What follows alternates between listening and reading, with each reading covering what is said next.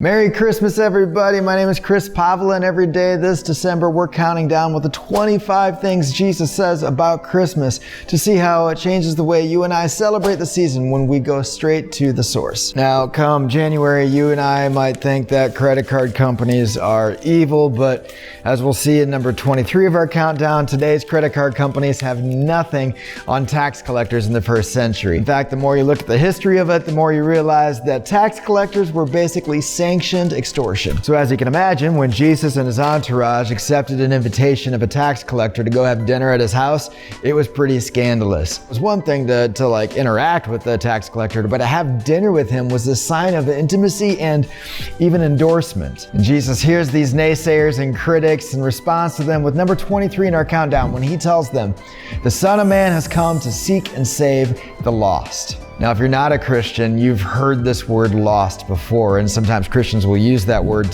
as like a synonym for like bad or dirty or negative people, the lost. But if you look at these words, I think that that's missing the heart of what Jesus is saying here. When anytime Jesus talks about the lost, he always talks about something of value is missing, that there's something precious to God that's gone, and he cares about it too much to not go on a search and rescue mission to find what's missing. So how does this change the way that you and I celebrate the season?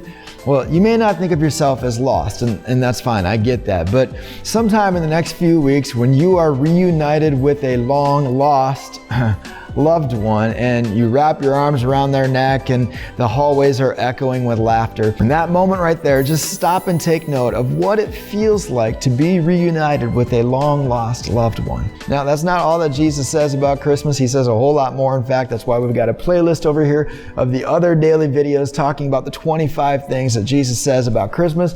I'd be honored if you would take a look.